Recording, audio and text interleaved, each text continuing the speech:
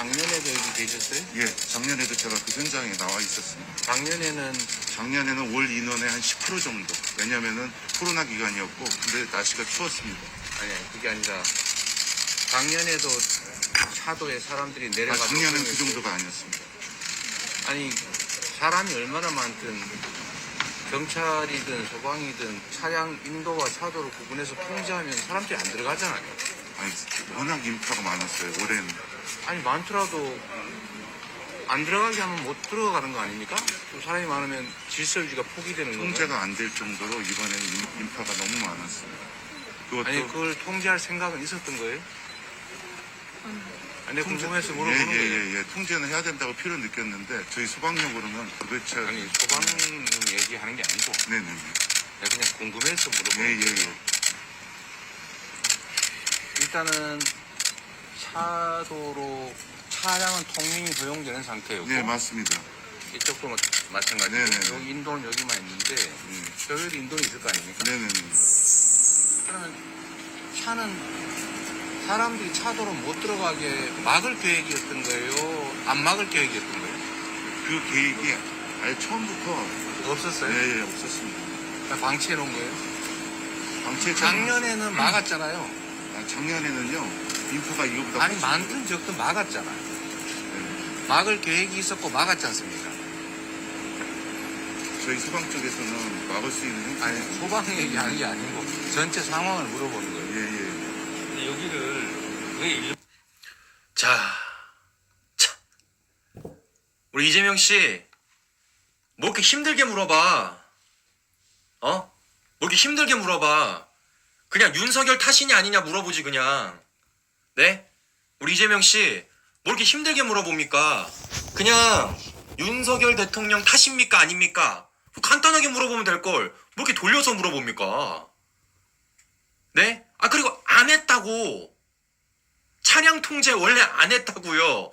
네? 동선 통제 안 했다고요. 그거 팩트로 걸렸잖아요. 누가 가짜뉴스 얘기하다가 김어준이 얘기하다가 옛날부터 지금까지 할로윈 축제 일방 통행한 적도 없고요. 동선 통제한 적도 없고요. 차량 통제한 적 없습니다. 왜 그런데 그걸 왜 서장님께 물어봅니까? 왜 그 고생하신 최성범 영산 소방 서장님한테 물어봐요.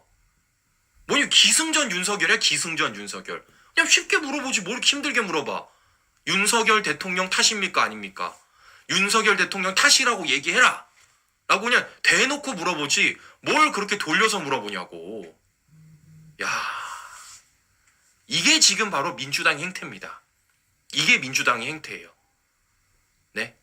진상규명 필요 없고요. 재발 방지 필요 없고요. 그냥 오로지 이것을 어떻게 정치적으로 정쟁화시켜서 이 책임을 어떻게 윤석열 대통령 탓으로 돌릴 수 있을지 그것만 골똘히 고민하는 모습을 아까 그 영상을 통해서 우리가 확인해 볼 수가 있다라는 겁니다.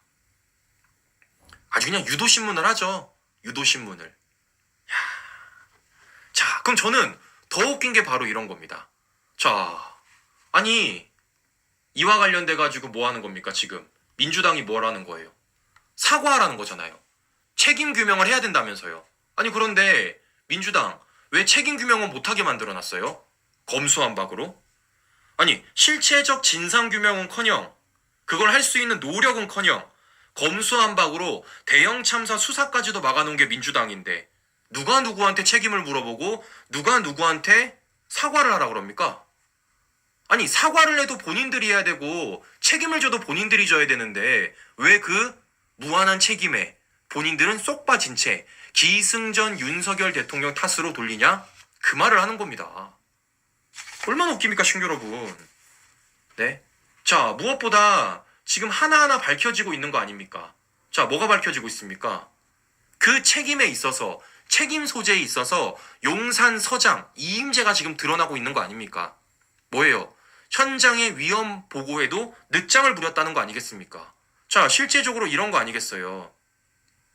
자, 보시면 이미 용산 서장인 이임재가 22시 20분에 사고 현장에 도착했음에도 불구하고 무려 1시간 20분 동안 상부에 보고를 안 했다라는 겁니다.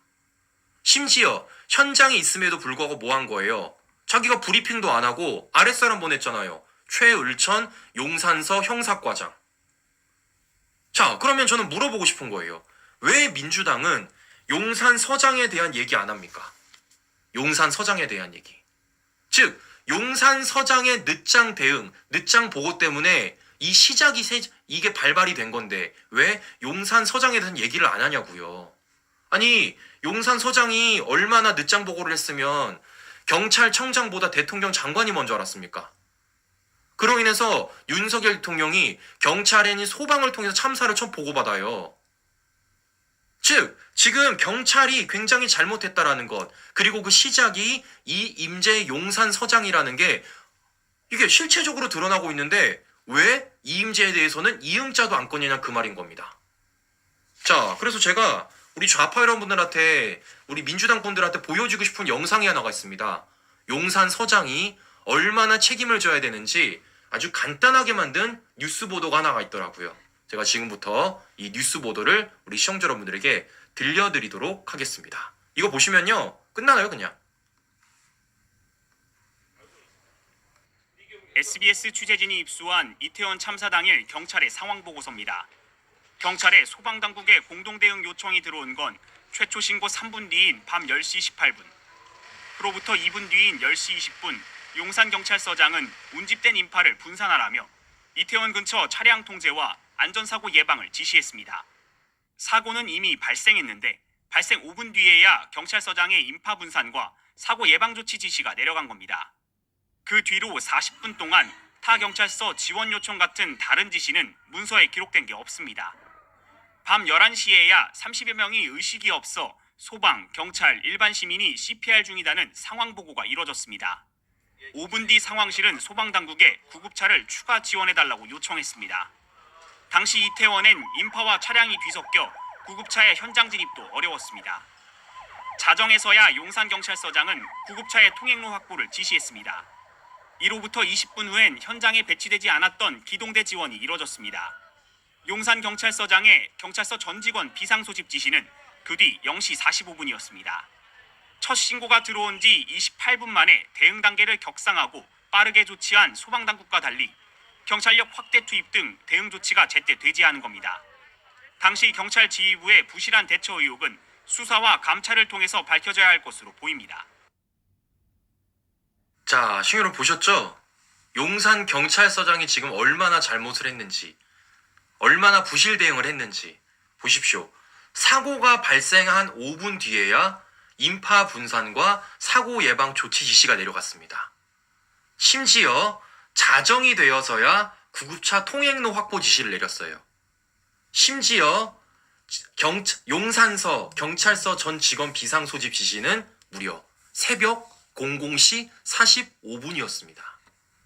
자, 그러면 이 진상규명에 있어서 책임 소재를 가림에 있어서 용산경찰서장에 대한 책임이 지금 엄청 크다라는 것을 우리가 확인해 볼 수가 있다라는 겁니다. 그렇기 때문에 용산경찰서장한테 물어볼 수밖에 없어요. 왜 이걸 이렇게 늦게 보고를 했느냐? 왜 이걸 이렇게 늦장 지시를 내렸느냐? 이걸 왜 이렇게 늦게 대응을 했느냐? 라는 것을 우리가 안 물어볼 수밖에 없다라는 겁니다. 그런데 지금 민주당은 이에 대해서 어떻게 나오고 있냐, 시청자 여러분? 어이가 없는 게 이렇게 나오고 있습니다. 자, 지금 이임재 지금 대기 발령됐습니다. 그리고 이 용산서에 지금 새로운 용산경찰서장이 들어왔어요. 임현규. 그런데 이렇게 되자마자 지금 민주당이 뭐라 그러냐? 이렇게 말하고 있습니다. 꼬리 자르기 시도 용납을 못하겠대요. 네? 자, 김용민이가 나옵니다. 꼬리 자르기 시도라면 절대 용납할 수 없습니다. 당과 언론, 시민사회가 모두 진상을 밝혀내고 책임자들에게 그에 맞는 책임을 반드시 물릴 것입니다. 그래야 안전사회를 만들기를 시작할 수 있습니다.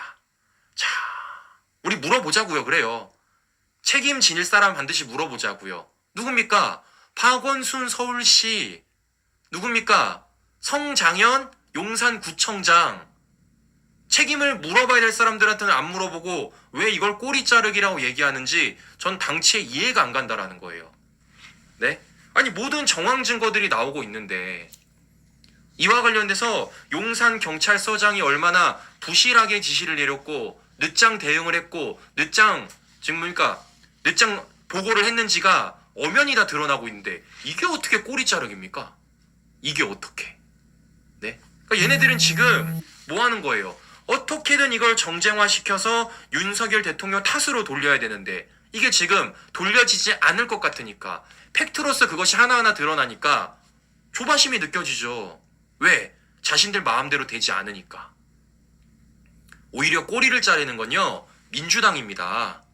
오히려 꼬리를 자르는 건요 문재인 정권이고요. 이 공직자라는 무한한 책임 아래 민주당도 책임을 져야 되고 문재인 정권도 책임을 져야 되는데 왜 본인들은 쏙 빠진 겁니까? 그게 꼬리 자르기예요. 그게 꼬리 자르기.